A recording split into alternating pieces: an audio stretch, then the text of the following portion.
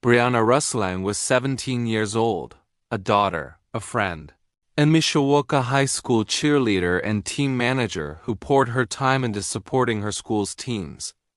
One December night in 2018, she didn't come home, and the search for her would uncover a tragedy that shattered her family and community.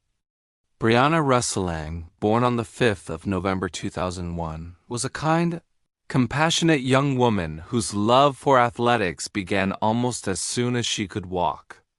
A junior at Mishawaka High School, Indiana, she had proudly cheered during her freshman and sophomore years and had played softball since the age of 5, continuing her passion throughout high school. On the very afternoon of her death, she was eagerly anticipating receiving her athletic letter at the school's sports banquet, a milestone she had worked hard to achieve. If you find this story meaningful, please consider subscribing and sharing it to keep Breana's memory alive. Breana dreamed of attending college after graduation to study athletic training, a path that reflected both her dedication and her ambition.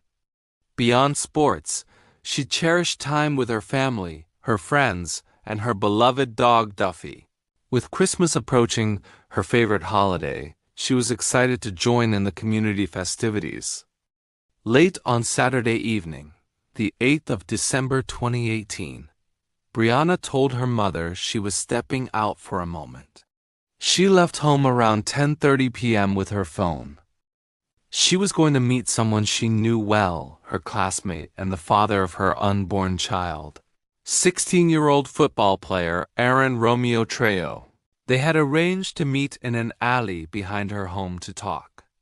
Breana and Aaron had kept both their relationship and her pregnancy mostly hidden from those around them. By the time Aaron learned the truth, Breana was already about 6 months along. According to police records and Aaron's later confession, he reacted with anger and resentment. He insisted that she should end the pregnancy, but at that stage an abortion was no longer possible. When Breana didn't return after a short while, her mother grew worried. The minutes turned into hours, and a sense of dread filled the air. By 4 a.m. Sunday morning, with no sign of Breana, her family knew something was terribly wrong and reported her missing to the police. The search began right away. When investigators first questioned Aaron Trejo, he claimed that Breana Rouhselang never showed up to the meeting they had arranged. Police scoured the neighborhood, hoping to find any clue that might lead them to the missing teenager. Police later discovered bloody fragments of Breana's clothing, her hat and glasses, discarded in an alley. The search intensified, and just a day after she vanished, the police made a heartbreaking discovery. Hidden inside a dumpster at Pasquale Ruli's Pizza, near the intersection of Battelle and Division Streets, not far from where she was last seen, they found Breana's body. Aaron lived at the 300 block of West Lawrence, less than 10 blocks of the crime scene. Detective Mullins questioning Aaron Trejo. He confronted him directly, explaining that the physical evidence did not support his story and that it was clear Aaron knew more than he was admitting. The room fell into silence, broken only by long pauses. When asked if the fight was about Breana's pregnancy, Aaron quietly answered, "Yes." He admitted that he had been angry about the pregnancy and didn't want to be a father. He explained that Breana had waited too long to tell him she was expecting, making abortion no longer possible. When pressed on what he did about it, Aaron replied chillingly, "I took action. I took her life." He admitted to stabbing Breana in the heart with a knife he had brought from home, believing it would kill her quickly. He described placing a black plastic bag over her, something he had prepared in advance, and confessed that he had been planning the murder of Breana and her unborn child for about a week, without telling anyone, and dispose of her body to avoid the responsibility of fatherhood.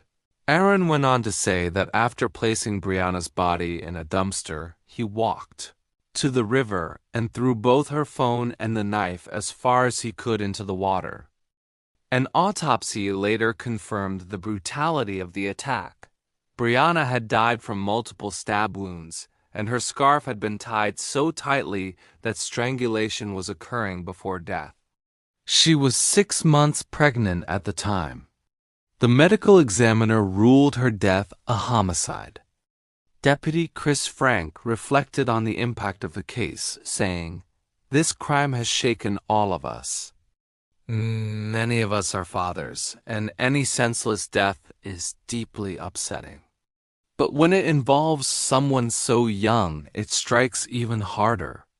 The community was left grieving the loss of a young life full of promise and her unborn baby. Aaron Trejo was prosecuted as an adult and faced 2 counts of murder, one for Breana and another for her unborn daughter, Aurora. He was denied bail because of the nature of the crime.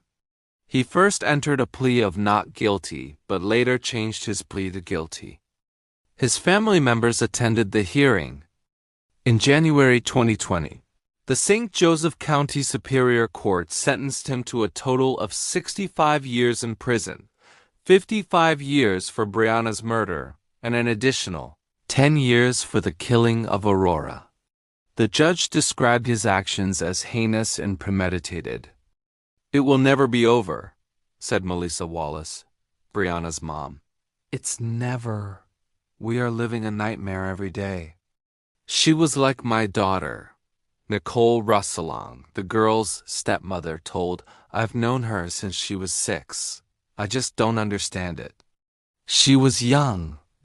Too young to have a baby herself." Candlelight vigil was held at Baker Park. Her father speak, "She was the flower girl at my wedding. Very easy to talk to. She was always very polite." Breana's father, Dave, and her stepmother, Nicole, have worked to turn their family's tragedy into a cause for change.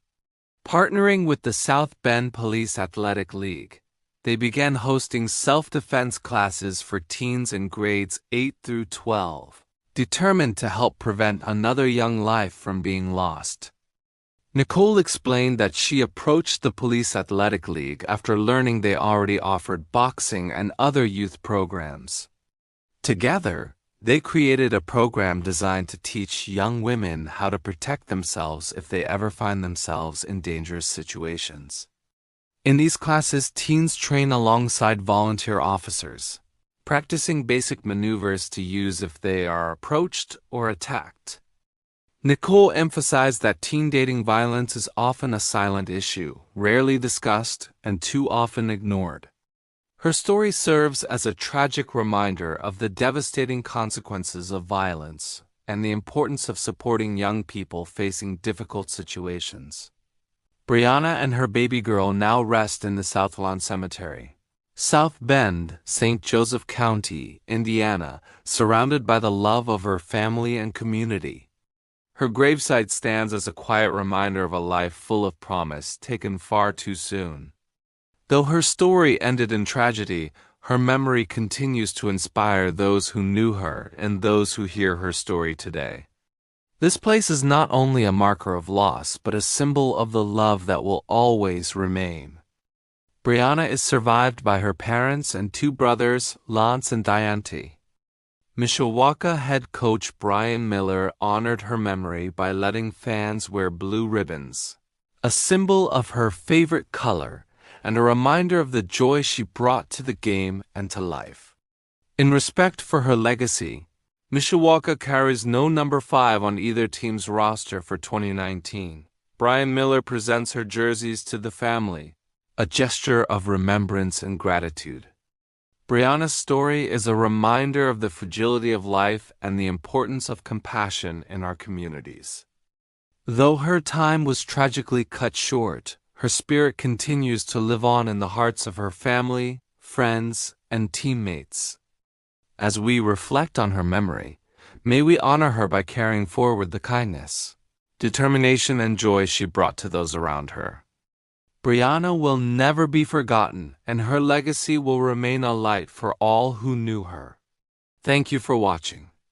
Remember to subscribe for more stories.